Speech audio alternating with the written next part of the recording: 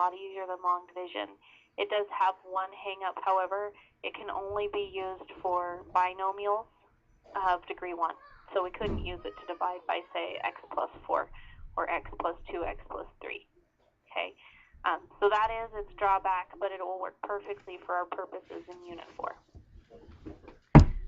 Here is an example, so I'll show you how to go through the process of doing synthetic division. The first thing you want to do is prepare the dividend and divisor.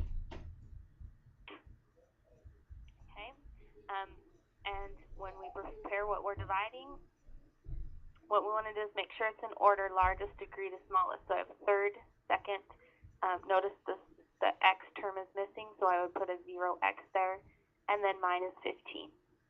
Okay, so we're going to be dividing x to the third minus 5x squared minus, plus 0x minus 15.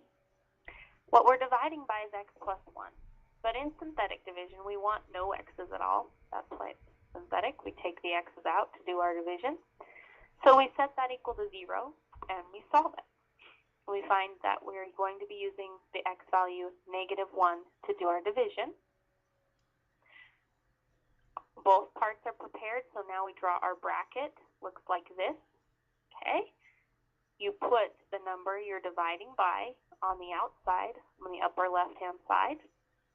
And then what you're dividing goes on the inside, but only the coefficients. So 1x to the third, -5, 0, -15. That's all that goes inside here. We put them in order. 1, leave some space, -5. Notice they're not right on the line. They're up, kind of hovering a bit. 0, and -15. Okay? Then we're going to follow the same process every time we do synthetic division. You drop the first number in the bracket straight down. So we drop the 1 down below the line. And once it's below the line, you multiply it by this number in front. So -1 times 1 is -1, and you place it underneath your next number. That's why we left space underneath there. Okay? Then you add it to the number it's lined up with, and write your answer below the line. So -5 minus 1 is a -6. Then we multiply again times -1 and get +6, which we place under the next number.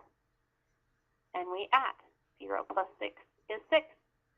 And we multiply again. -1 times 6 gives us a -6. We place that under the next number. And we add those. -15 and -6 is a -21. Okay, this is our answer basically, but we have to put the x back in. We started with an x to the third, so our answer, we're going, after you do synthetic division, you drop 1 power for every time you do the synthetic division.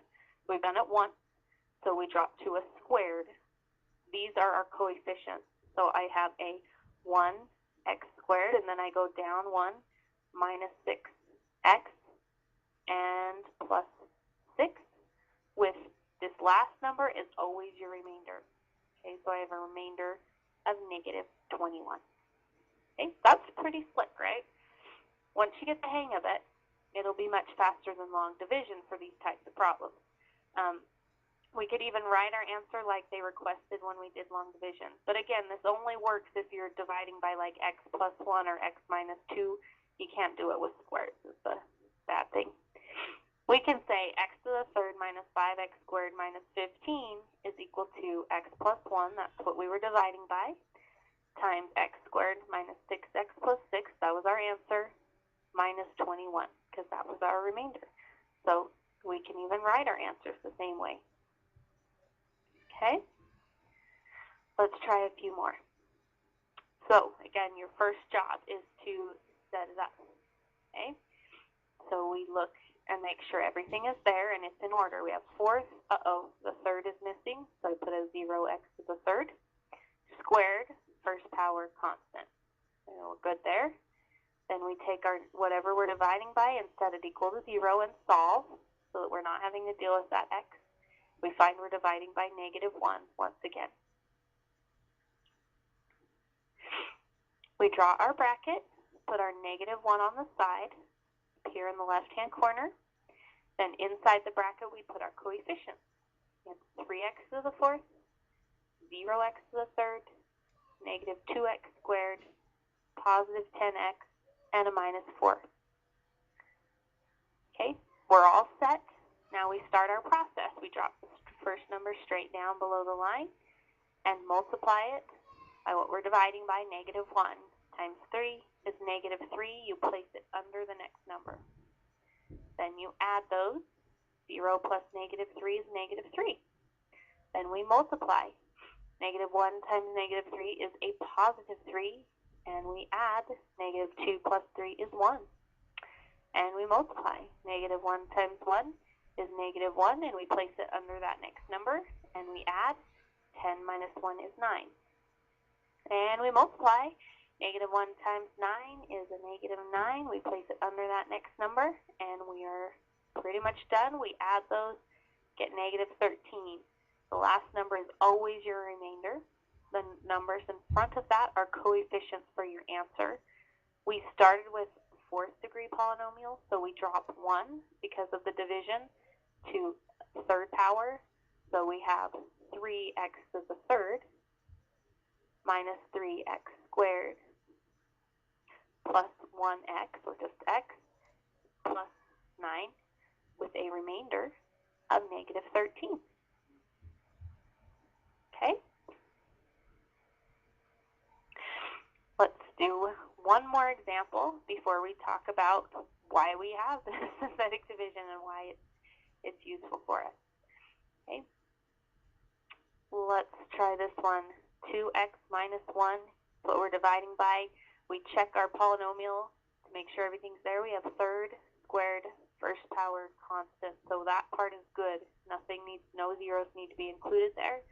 But we're dividing by 2x minus 1. We set that equal to 0 and find that we're using x is 1/2 on the outside of our bracket to perform our division. Write down your coefficients. So we had 2, negative 5, negative 2, and 8. And we're dividing on the outside here by 1/2. Drop the first one straight down, gives me 2. Multiply. 1/2 times 2 is 1, and we write it under that next number. Negative 5 plus 1 is negative 4. And we go ahead and multiply. 1/2 times negative 4 is a negative 2. We write it under that next number. And we add. Negative 2 plus negative 2 is negative 4. And we multiply once again. 1/2 times negative 4 is a negative 2. And add. 8 plus negative 2 is a positive 6. So our answer, we started with x to the third. We drop 1 to x squared.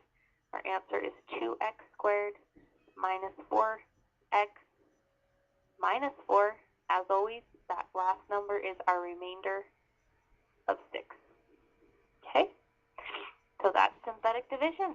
Hopefully we're feeling a little more comfortable with it and are ready to use it. Okay? And where we're going to use it first is in the remainder theorem.